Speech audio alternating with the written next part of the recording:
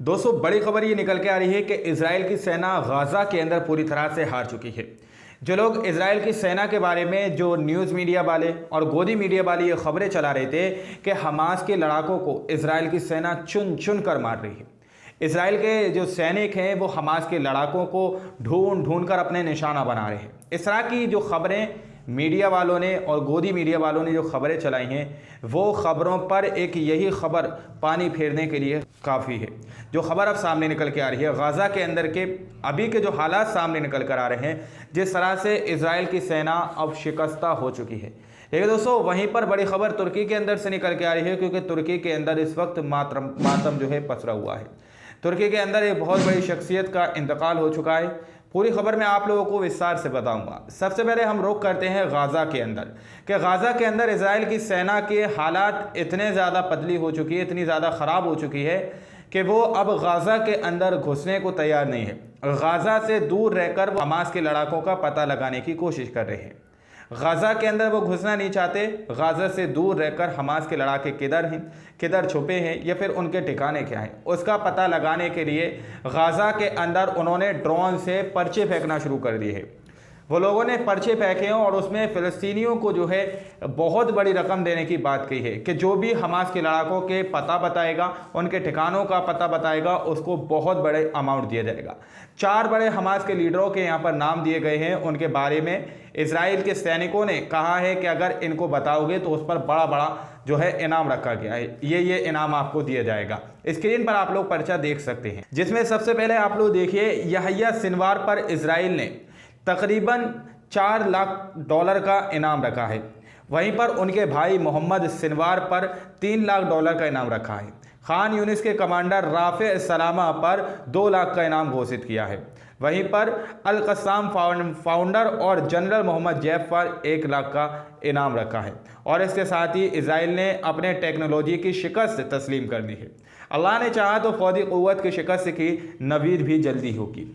जिस तरह से उसने गाज़ा के अंदर ये जो पर्चे फेंके हैं, जो पर्चे दिखाकर उसने इस बात का सबूत दिया है कि जो इजराइल अपनी खुफिया एजेंसियों पर इतराता था, जो ये कहता था कि हम मिनटों में और 6 सेकंडों के अंदर किसी का भी पता लगा सकते हैं, आज वो खुफिया एजेंसी पूरी तरह से शिकस्ता हो चुकी हैं और उसने अपने पत्ते सामने रख दिए हैं कि हम हमास के लड़ाकों का पता नहीं लगा सकते।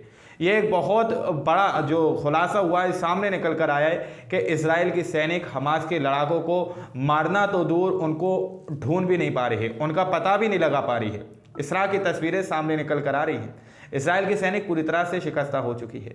वहीं पर दोस्तों, बड़ी खबर ये निकल के आ रही है उत्तर कोरिया के किम जोंग उन ने बहुत बड़ी बात कही है।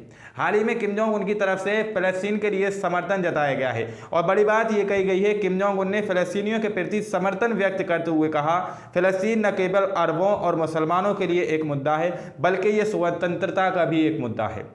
साफ तौर पर उन्होंने बात कही है, ये मुसलमानों के लिए या फिर अरबों के लिए एक मुद्दा नहीं है बल्कि ये स्वतंत्रता के लिए एक बड़ा मुद्दा है कि जिस तरह से फ़लस्तीनियों का जेनोसाइड और नरसंहार करने का इजराइल कोशिश कर रहा है और लगातार उन पर ताबड़तोड़ हमले कर रहा है, ये स्वतंत्रता के ख़िलाफ़ है, यह अंतर्राष्ट्रीय कानून के ख़िलाफ़ है जिस तरह से इजराइल कर रहा है। इजराइल पर काफ़ी दबाव बनाया जा रहा है, लेकिन बावजूद इसके इजराइल इस बात पर आमादा नहीं हो रहा है कि 2 स्टेट्स फार्मूला जो सॉल्यूशन है उस पर राज़ी हो, वहाँ पर 2 राज्य बनाए जाएं।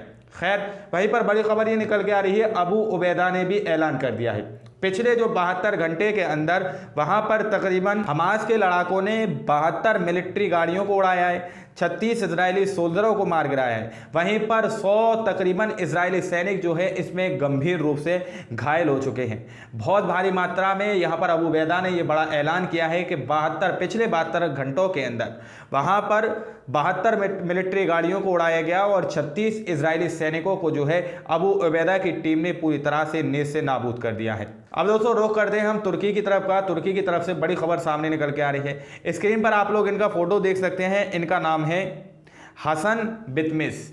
ये दुनिया को अलविदा कह चुके हैं और इनकी ज़बान पर जो अल्फाज थे वह वाकई में मुस्लिम देशों को सुनना चाहिए, क्योंकि इनकी ज़बान पर जो अल्फाज थे उस वक्त इनका इंतकाल हुआ है, क्योंकि इनके ज़बान पर फ़लस्तीन के और गाज़ा के जो फ़लस्तीनी के रिहायशी इलाके हैं और जो फ़लस्तीन के रहने वाले मुसलमान हैं उनके ही बारे में इनके अंदर चिंता थी, इनको फिक्र थी। उस वक्त ये तुर्की की असेंबली के अंदर अपना बयान दे रहे थे और ये साफ तौर पर वहाँ पर कह रहे थे, गजा पर खिताब के दौरान तुर्क रुकन असेंबली में इंतकाल फरमा गए। हसन बितमिस के आखिरी अल्फाज ये हैं, अगर हम खामोश रहेंगे तो तारीख खामोश नहीं रहेगी, हत्ता कि अगर तारीख खामोश रही तो सच खामोश नहीं रहेगा। अगर आप अपने ज़मीर के अजाब से बचेंगे तो तारीख के अजाब से नहीं बच पाएंगे। अगर आप तारीख के अजाब से बच भी गए तो याद रखें कि आप अल्लाह के गज़ब से नहीं बच सकोगे।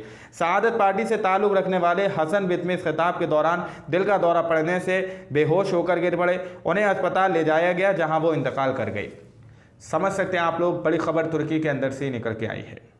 वहाँ पर सआदत पार्टी से ताल्लुक़ रखते थे हसन बितमिस और असेंबली के अंदर फ़लस्तीन के लिए सपोर्ट कर रहे थे, फ़लस्तीनियों के लिए अपनी चिंता व्यक्त कर रहे थे कि अगर इसको तारीख भुला भी देती है लेकिन अल्लाह के यहाँ इसका तुम्हें जवाब देना पड़ेगा। वहाँ पर तुर्की की सदन के अंदर, असेंबली के अंदर, पार्लियामेंट के अंदर ये बात वहाँ पर सीना ठोक कर वो कह रहे थे, लेकिन बाकी के मुस्लिम ममालिक खामोशी से बैठकर तमाशा देख रहे हैं और कड़ी निंदा करने में व्यक्त थे।